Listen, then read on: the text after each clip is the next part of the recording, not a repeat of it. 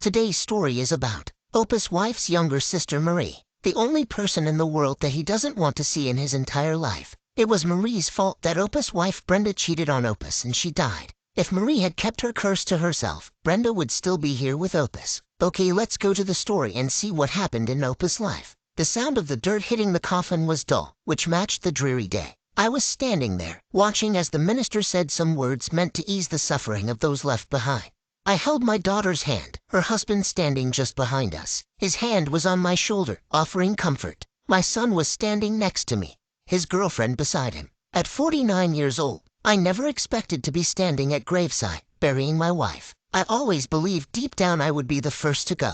I thought that due to my work and the way I had lived my life, I would surely die before my wife, and that when I did, I'd be an old man. Now I felt old, ancient. After the funeral there was the reception. Everyone coming up to me, telling me how sorry they were, how great she was, how wonderful we were, how young she was, everything but what I needed to hear. We had been married over 20 years, 2 kids, both now off on their own. The youngest, my daughter, is married and about to have my first grandchild. The oldest, my son, is working in New York City in the financial district. Both are doing well. With all the people at our house, I guess it's my house now. See, I'm having a hard time adjusting to this being single. Everything for the last 20 years has been ours, not mine. Anyway, there were about 40 people around talking and offering their support. I just wanted to be alone at the moment. Feeling quite fed up, I finally slipped out into the backyard and worked my way out the back gate, intending to take a short walk. As I closed the gate, someone drove up the alley and parked their car right next to where I was standing.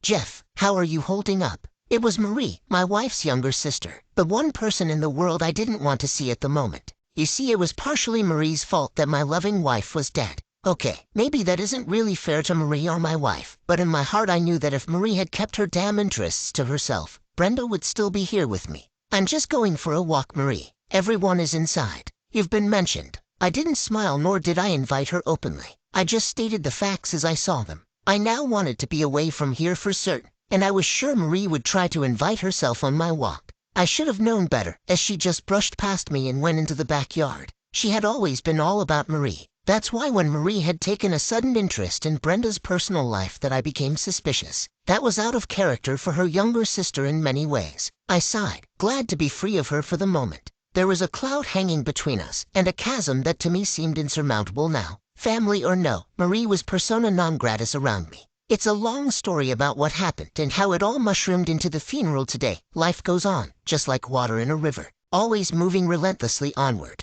Okay, nice. Here is my story. This is what happened in my life. Brenda and I met after college, at her job.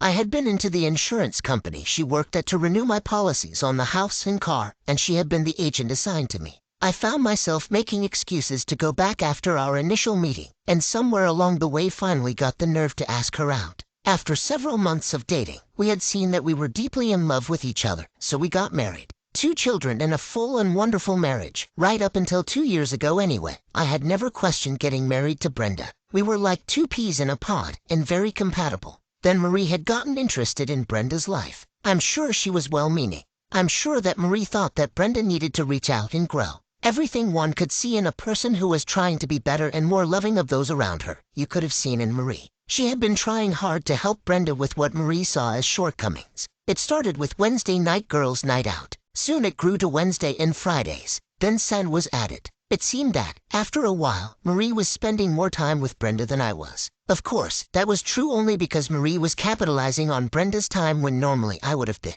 At home it soon became Marie this or Marie that. When it got to be a daily thing, I started to withdraw from Brenda. Every time I would try to get some quality time with my wife, Marie seemed to be there. Any time I wanted Brenda to be with me, Marie seemed to be more important. Every time I wanted to take Brenda out for dinner, it seemed that it was one of those nights for the girls. Pretty soon what had been a very communicative and open relationship became closed off and non-talkative. I couldn't say anything about how I felt without Brenda flaring up and getting mad at me, telling me I was being hard and unfair to her younger sister. If all I was going to do was piss off my wife by just trying to be with her, then why would I bother? A few months after the growing girls' night out invaded my life, I could see that my marriage was in serious trouble. Yet, I couldn't talk to my wife about it without her getting mad and defensive. So I did the worst thing I could have done. I gave up. I spent my time doing what I wanted to do, and Brenda began to do her own thing as well. On our rare nights at home together, we were like two strangers living in the same house. Then, one night, well, rather it was morning, but it started the night before, all hell broke loose. I was at home, working in the garage on a project I had going. It was a Friday night, and Brenda and Marie had gone out on their regular Friday night thing. They left the house about 6:30, and I found myself making my own supper. Something else I had been doing more, and more it seemed. Eating in the garage seemed to be the simple thing to do, so I got dinner ready and took it out there. Listening to my boom box as I worked and ate soothed me. I worked until 11 and then went in. I half expected Brenda to be in bed already, but I was a bit surprised that she wasn't even home yet. I saw the light flashing on the phone, a message left waiting. Jeff, I'm staying at Marie's tonight. We've been out a bit longer and it's too late for me to drive home in the condition I'm in. I'll see you in the morning. Why bother, I thought to myself. I never see you anymore anyway. Just move in with your bish sister and be happy. Update? Yeah, I'll admit I was mad and jealous. I had lost something when Marie took such a special interest in her sister, and now I didn't seem to be able to find a way to get my wife back. I missed being with Brenda. I missed the talks, the laughing, the gentle chatter of a couple who knew each other very well, and most of all, lately it seemed I missed the play we had once shared with each other. I replayed the message before deleting it, and that's when I heard men's voices in the background.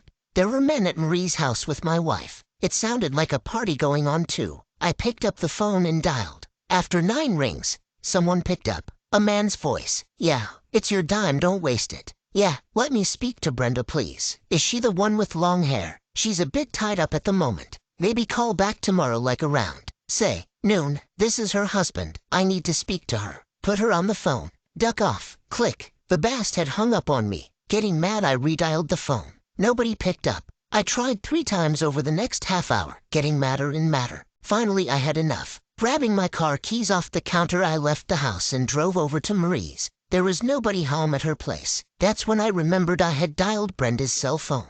I had no idea where she was or who she was with. I didn't know if she was there on her own or if she had been kidnapped. I knew nothing. I drove home madder than I'd ever been, mad and scared. I went in and made myself a drink. At some point I decided that Brenda was doing this of her own free will, and that the cops couldn't or wouldn't do anything about it for 24 hours anyway. I had gone so far as to even think that Brenda had invited the men to be with them. My mind was playing tricks on me now, and the alcohol wasn't helping me to see things better. In the morning I woke to a hell of a headache and dry cotton mouth. I rummaged around and took a shower, then got dressed. Taking a bottle of aspirin in hand, I took some and then after a thought, took a few more. It was an 8 aspirin headache today. In the mirror I saw a man with that haunted lost look. I sat around after eating a light breakfast and waited for either a phone call or Brenda to come home. Around 2 o'clock she pulled up in the driveway. Walking in, she looked great. Freshly showered and wearing one of my favorite dresses. It was a slinky and tight-fitting number that left lots of leg and a bit of chest exposed.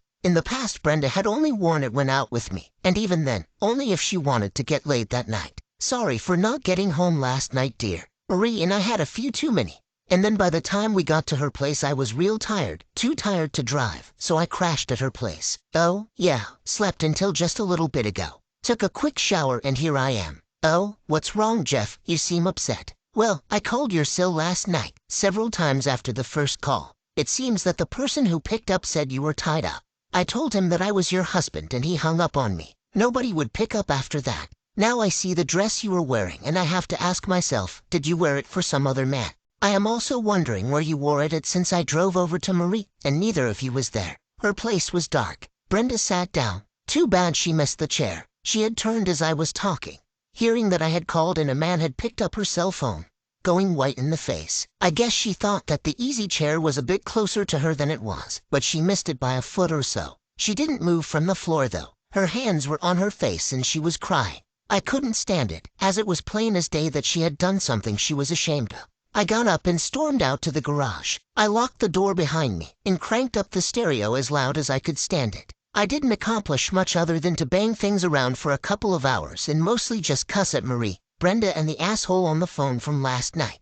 By the time I cooled off and shut down the stereo, I had begun to think about my marriage and how it was all unraveling around me. All because of Marie as far as I was concerned. Before Marie, Brenda and I had been happy and loving to each other. Since Marie we had drawn apart, and now it seemed Brenda was looking for happiness or satisfaction from another man. Or worse, men. In the hours out in my shop I came to the realization that I had probably lost Brenda for good. We were headed for a divorce. Going into the house I found myself alone. Brenda was gone off somewhere, and I will admit I was thinking she had run to Marie's for support. I went to our bedroom and got a shock when I saw Brenda's dresser drawers open and empty. Looking in the closet I saw just a few items here and there, things she hardly wore anymore. She had left me. Being that it was a Saturday, I only had the option of online banking available to me. So I went online and began to work out how to move money around and protect myself in case Brenda decided to leave me permanently. I was not going to lose out financially after having worked so many years to build up a nice savings account and bank account.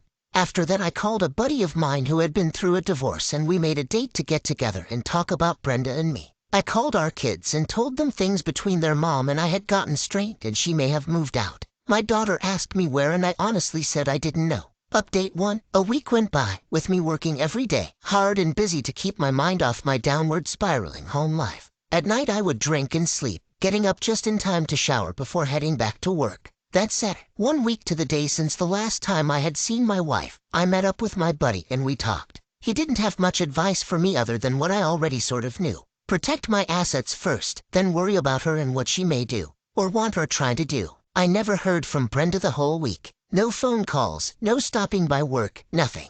By Saturday night I was certain she had given up on us way before last week and was now shacked up with some other man. I finally called Marie's house that night too. Marie was home. And quite surprised to find out that Brenda wasn't home with me. I thought she was still mad at me and sticking close to home. You haven't seen her at all, Jeff. That's not right. What happened between you two? You happened. Jeff, that's awful harsh. You don't mean that. Yes, I do. We were fine until you started taking Brenda out every Wednesday, Friday, and Sunday night. You and your girls' nights out destroyed us, Marie. I hope you achieved whatever it was you were aiming for. She's gone and I am sure we are about to get divorced. If she's not with you, she must be with that bitch that answered her phone last Friday night. Though, you know about last Friday night then.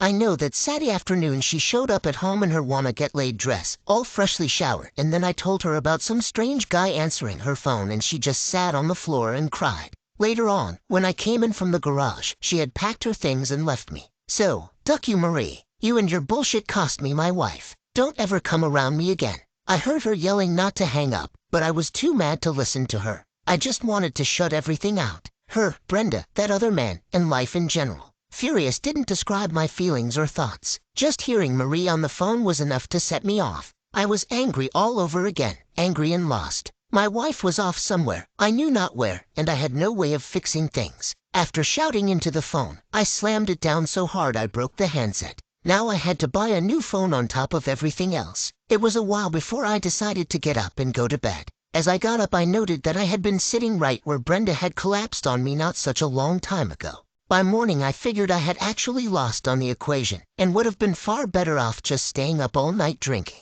A dreary Sunday morning greeted me and I was not in any kind of mood to deal with anyone. About noontime, I heard a car pull up in our front driveway. Looking out the window I saw my son climbing out. Dad, what the heck has gone on around here anyway? Mom came to my place a week ago upset and crying. Won't talk to me about anything but that you are going to leave her. What's going on? I told you we were having problems, son.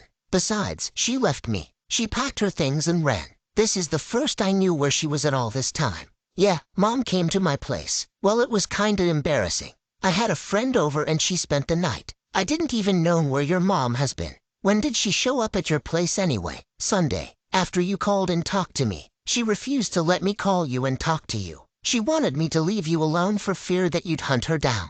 What's going on, Dad? You're not going to hurt her, are you? I was tired. It had been a week of worry and stress like none I'd ever had before. Now my son had to drive over 300 miles on a Sunday to ask me what was going on and why his mom was at his place refusing to let him talk to me. Look, last week she went out with your Aunt Marie. Mom told me about that. She ended up missing your call and somehow you got real angry about it. What got into you? Why would you do that? She missed my call. That's what she told you. That she just missed my call. Yeah, she told me that she missed a call you made, that someone else intercepted it before she knew about it.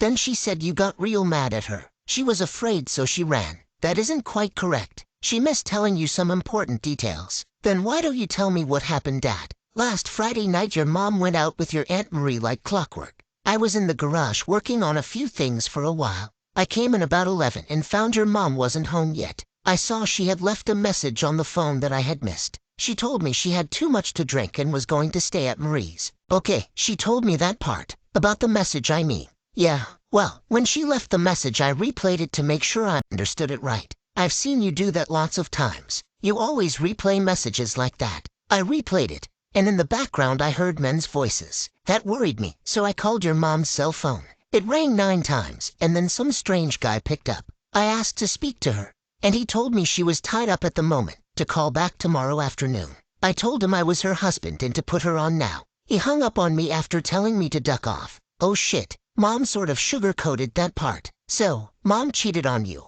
To be honest, I'm not sure what happened, son. She left before we talked about it, but she was acting guilty as hell about something. I haven't talked to her since Saturday afternoon. You two need to talk to each other. Can you come over to my place and talk? I'll be there for either of you, and my new girlfriend will be there too. You need to at least talk about what's going on. You have too many good years together to just toss them away like this, Dad. I'll talk, but will your mother? If you show up, I'll make sure she is there. Well, just come as you are, Dad. And no guns or weapons or junk, okay? I mean, I know you're mad and everything, and your talk may ignite more anger between you two. But you need to work things out, or figure out what you're going to do. You can't stew on this for very long, neither of you. I'll follow you home. Why don't you just hop in and ride with me? What if your mom and I can't work things out at your place, Mark? I'll make sure you get home okay, Dad. Trust me, during the drive to my son's place I realized that I still had some love for Brenda. Even if she had cheated on me, I think that right at that moment I was willing to try to work things out with her. When we got to Mark's place he parked and we went inside. His girlfriend was sitting with Brenda, and when I walked in they both got up, looking nervous. Hi, Jeff. Brenda. How have you been? How had I been? What did she think? I started to boil. Before I could check myself, I started to blow up. I was barely able to curtail my anger in time. How do you think I've been, you cheating? I saw her shrinking from me as I yelled. I had to pause and catch myself. I'm sorry. I've been okay, I guess. Drinking a bit too much lately. Confused about things too. She looked pale and nervous. The woman I loved, the woman I had spent the better part of my life with, was afraid of me. That hurt me deep inside. My heart was breaking. I loved her still, and she was afraid of me. Could we patch things up? The young woman that must have been the guest broke in.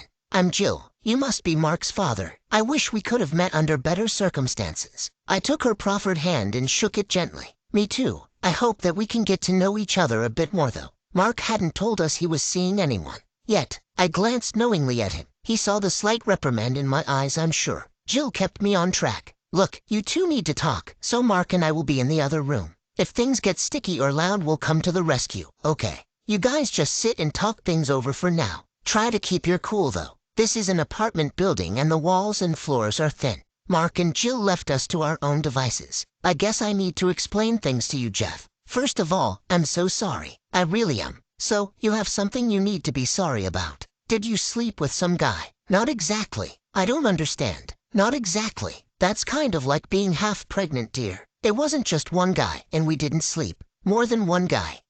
Her revelation hit me hard. Frankly, I was flat stunned. She had been with more than one man. This was not the person I had married years ago at all. I didn't know who she was. You did this openly and freely of your own choice. Not exactly. I was drunk. I think I had way too much to drink that night. Marie had also been pushing me for weeks to get out. I don't know, maybe I was lonely too. I just don't know how it all came about. But suddenly, there I was on a bed with 2 men. Actually, it started with just one guy, but by the end all of them were. Anyway, Marie was there too. And by the end of the night I had been with all of them. Yes, Marie too. The guys kind of arranged that. It wasn't rape. I was drunk enough that I guess I didn't think about what I was doing and how wrong it was until it was far too late. Her revelation hit me like a ton of bricks. I had expected to hear she had cheated on me. I hadn't figured more than one man, nor her and Marie doing things together either. They were sisters, for Christ's sake. I sat there, not knowing what to say. Our talk had taken about 5 minutes so far, and we were already into the part about her having been with other men.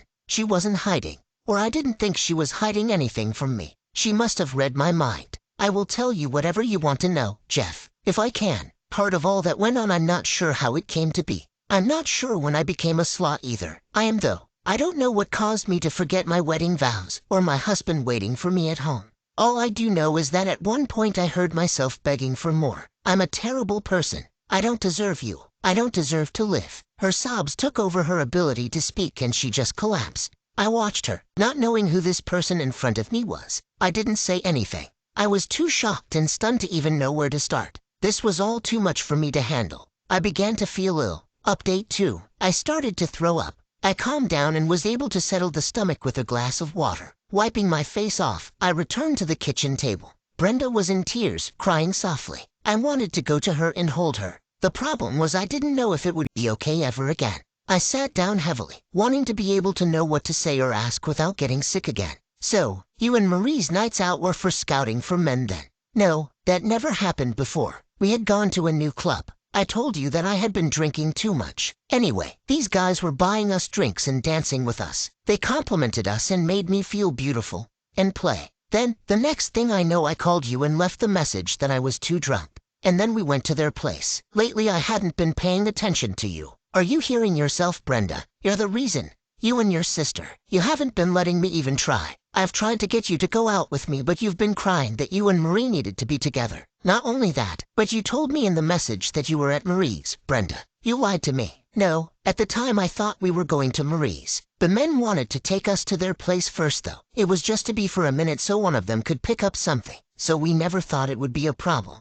We ended up becoming sluts there though. If only I hadn't thought you should have paid more attention to me, I might have been better prepared to fend off what happened."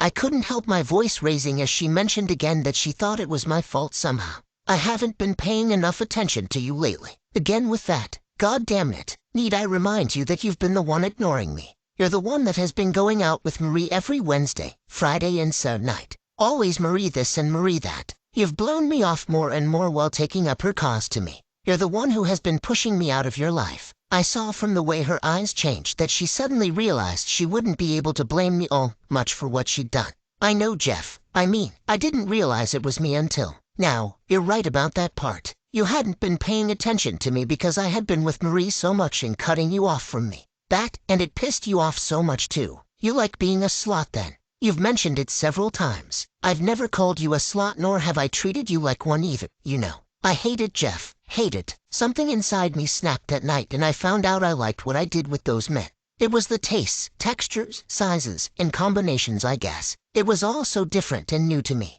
Deep down I loved the different things we were doing and some of them I'd always wanted to try with you, but couldn't bring myself to ask you to. I lost myself in the whole mess and now I've lost you. I hate it because I found myself with other men doing things that I should only have been doing with you and for you. I know that I've driven you away for good now too. Maybe." Hope shone in her eyes and her whole posture changed. She saw that maybe there was a chance that I'd be able to forgive her, and we could get past this nasty bit of time. "I'd do anything, Jeff. I want to be with you. I want to stay married to you. I won't go out anymore ever unless you are with me. I'll be a stay-at-home wife and do anything you want me to do. I'll do anything, Jeff. Anything." "So, now you're suddenly willing to talk to me and work with me. What about when you were going out with Marie? Are you going to start that again later on when things cool off? You know that she drove a wedge between us, don't you? She was taking up all the time that you used to spend with me doing things." "Jeff, I'm sorry about that too. I never really realized how much I'd been ignoring you and avoiding you.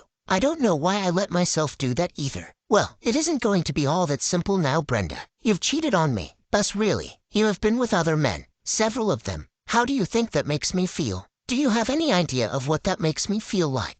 Any idea? Then, you were going to try to pass it all off to me saying you stayed with Marie. Would you have kept up the lie after that if I hadn't found out? Are you going to be lying to me from now on too?" My voice had risen. I could feel the hot anger bubbling up. Brenda could see it in my eyes too. I saw her look of fear as my voice began climbing in volume. Mark and Jill slipped into the kitchen at that moment. "Hey Dad, Mom, so, how's about we take a short break now? Maybe Dad and I can take a walk. Or maybe Dad and Jill." Jill grabbed my arm and dragged me out of my chair. I had half risen up, so it wasn't much of a tug for her, but I had the distinct feeling that she had some strength there, of that there was no doubt. "Come on, Jeff. You and I can take a walk. You can bounce some stuff off of me, while Mark and Brenda have a chat." "Okay, yeah, fine." It was probably the best thing they could have done at that moment. My anger had been running wild in those last few seconds, and it had gotten close to where I would not have been able to control it. I'm not sure what I would have done had I not been sidetracked like I was, and that thought will haunt me for a long time.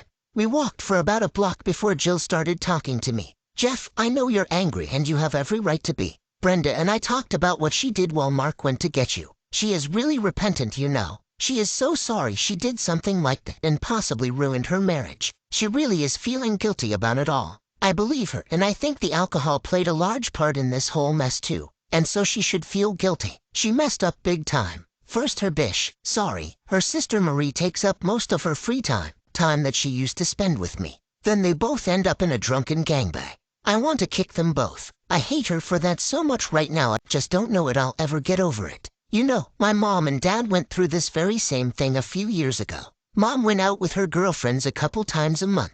One night they all had too much to drink and Mom got involved with some guy. I thought at first that Dad was going to die of a heart attack. Then I thought he was going to kick Mom. They worked it all out in the end though. You and Brenda will too. Your parents are still married then. I said they worked it out, not that they stayed married. Look, Jeff, what Brenda did was wrong in so many ways and on so many levels. But that doesn't mean that she doesn't love you still. I know it seems that she has cast you aside, but she hasn't. She messed up and got caught up in a situation that went too far, too fast. It happens. Alcohol and drugs are the two things that cause things like this to happen most often.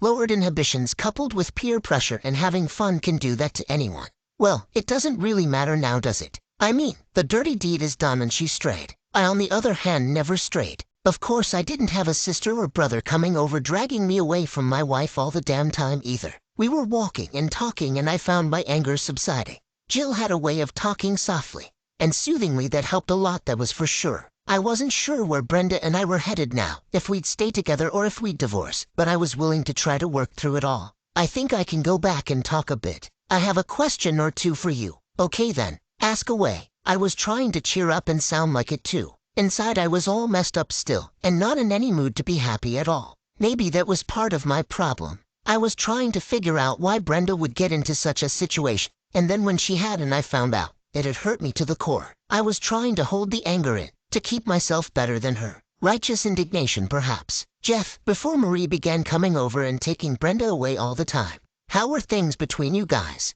Fine I think. I thought anyway. I mean, we have been together for 20 years and all, so some of the magic in our relationship has worn off, naturally, but I thought we were fine. Far better than most married couples with the time we had together. Did you take Brenda out much before? Not often enough, I guess. Maybe I was taking her for granted a bit too much. But Marie really drove the wedge between us though. I mean, after they started going out, if I tried to get some time in with Brenda, she'd either refuse because of Marie, or she'd get mad at me for trying to take her away from her sister. The bish. Sorry, Marie isn't one of my favorite people right at the moment. Anyway, with Marie competing for Brenda's attentions with me, it was bound to happen eventually, I suppose. Drifting apart, I mean. Did you bring Brenda flowers or compliment her for no reason at all? You know, did you make love to her often? I don't think our play life has. You don't get it, Jeff. I said make love, not of play. There is a difference, and making love doesn't necessarily mean having play, you know. Women love to made love to. That means endearments, caresses, flowers and candy, romance. You know, were you romancing her? Oh, well, not really. I mean, we've been together so long I guess I just assumed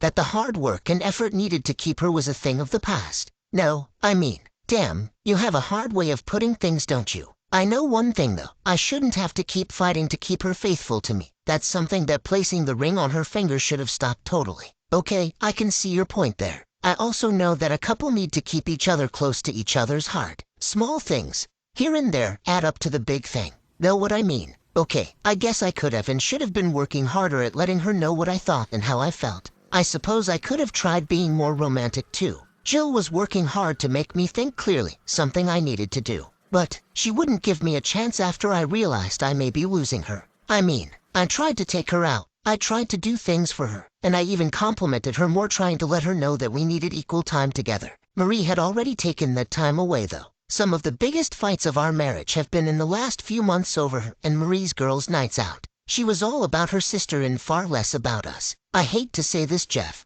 but you two drifted apart. You should have noticed things a bit before the nights out, right? I mean, what she did was flat out wrong, yes, but do you think that this would have happened if you two had been getting along better in the first place? Look, I know it's not all or even mostly your fault, Jeff, but I do believe she needed something at that time she wasn't getting from you. If only she'd said something or you'd noticed it somehow, it would have prevented all of this, I'd bet. Maybe. You're taking her side now though. I mean, it's more than just me that caused this. It's not my fault. I may have not helped my case much, but she is the one that refused to try after she knew I was trying. She locked me out, not the other way around. Besides that, she cheated on us. Even though I was angry about her time spent with Marie, I never even thought about doing anything with some other woman, ever. I love Brenda too much to do that to her. You're right about that too. Let's go back and see if you can ask her about that. Be direct, but keep calm. I know that Mark thinks the world of you too, and getting divorced over what happened won't fix things really. For either of you, talk it out. Maybe love will bloom again and you can put this behind you. I say that because I heard you say you love Brenda too much to have cheated on her. Update 3. I wish I could be as confident as this young woman was. Jill seemed to know things. I guess she had been old enough when her parents had their problem. She must have picked up some things along the way. Back at Mark's, I found Brenda clear-eyed and waiting for us. So Brenda, where are we? I don't know, Jeff. I know where I want to be, but I don't know if you will accept that or not. Accept what? I cheated on you. It was a one-time thing that will never happen again, as long as I live. All I can say is that I'm so sorry, but that doesn't make it go away. We will have to deal and cope with my cheating on you, and you will obviously have a hard time believing me from now on, since I destroyed any trust you had in me. Can you accept that I realize what I've done was wrong, that I'm sincerely sorry, will never do anything like that again? And can we move on from here? I don't really know, Brenda. It's not so much that you cheated, it's how you cheated on us in a one-night drunk group thing. I mean, I'm not sure I could even accept one man, let alone two. And your sister too. That hurts. Actually, what hurts worse is I was trying to figure out how to win you back and you wouldn't give me a chance. Now, you are asking me to give you a chance after you've been with 2 other men and a woman. I never cheated on you. I never strayed. Maybe I am guilty of not working on us enough, but I know it takes 2 to tango. I don't know. At least we can talk about it. I am sorry for having done what I did. Being with those men was not in my plans, ever. I never, ever intended to cheat on you. I hate to say it. But the alcohol helped me to get into the situation that allowed me to lose my inhibitions and do what I did. It was wrong. So very wrong. All I can say is that things got way out of hand, and before I thought, well, I never thought, I guess. It leaves an ugly picture in my head, Brenda. I also wonder if there is room for me in your life anymore. Don't say that. There will always be room in my life for you, Jeff. I love you. Look, I screwed up big time and I can't fix it. I can't make that stupid, terrible night go away, or to have never happened. All I can do is try to move on, and hope you will forgive me someday, and maybe trust me someday again too. I don't deserve it, and I know if it were you in my shoes I'm not so sure I could forgive and move on either. Those other men, they were just different. That's all. I didn't notice much of anything in particular, just the differences between them. It was like a deep dark fantasy come true for me that night. And with the alcohol added I just let loose when I shouldn't have. I'm sorry, okay? We have issues it seems. And neither of us knows what we can do now. Maybe we need a trial separation. Give us time to figure out what we both want. A large tear formed at the corner of one of Brenda's eyes. As it began to fall I saw that she had been expecting this, or worse from me. I sort of hated that I had a small little bit of enjoyment in seeing the pain my idea generated in her. I sort of hated that I got a certain feeling of so there bish deep inside. But, in other ways those feelings were good for me. I loved her still and I didn't want to lose her. Not without a fight anyway. But I also knew that to stay together while having those thoughts could lead to me getting even, or worse still, hurting her directly. I don't want to lose you, Jeff, but I know that you have every right to want to divorce me. I have no excuse to offer and nothing I can say could stop you from leaving me. If a trial separation is what you think we need, then I guess, as much as I hate the thought of it, that's what we should do. Hold it right there, you two. Jill stepped in between us and looked almost angry. I saw that she had something on her mind and she was going to push in and have her say, so I just sat there and said nothing. If you two go for this trial separation you'll be divorced in no time at all. That's what my parents did. All that does is keep you apart, not communicating. Bit by bit you drift off, worse than you have been, and the memories will eat you alive. Pretty soon there is only divorce. You need to separate, yes, maybe in separate rooms though, not different houses. Then you both need to be together and see if you can work through the anger and pain.